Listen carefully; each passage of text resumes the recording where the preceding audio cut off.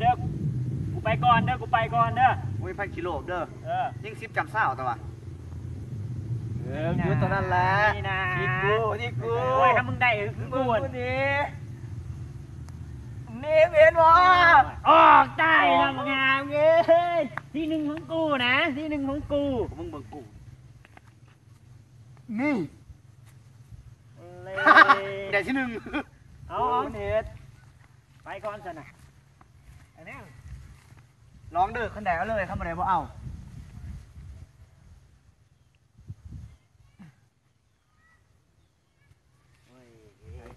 ไกลเกิน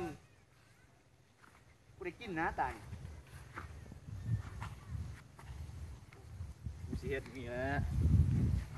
กูขัดเว้ยโอ้เล่กูที่กูเบิ่งกู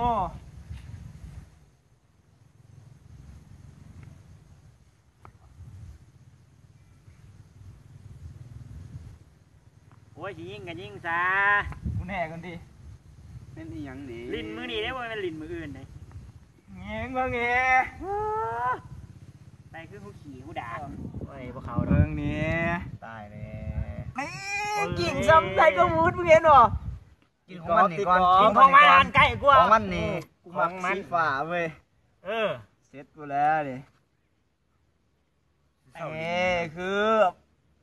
เอ้ยยังไงหนึ่งเว้ยยังไงหนึ่งฮอดยังไงหนึ่งฮอดไอ้กูลูกเขียงเอ้ยที่กูนี่หลาดจะแม่มันลาโอ้ย3 คนมันมาดินบีมมัวส่วนกูเว้ยกูดีนั่นไม่เต้ไม่ยังบ่กูให้มึงลิ้นน้ำดอก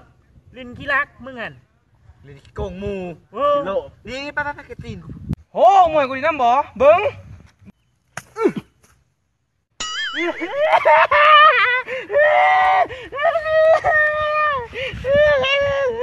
ม่บอกแม่กูลืมครับ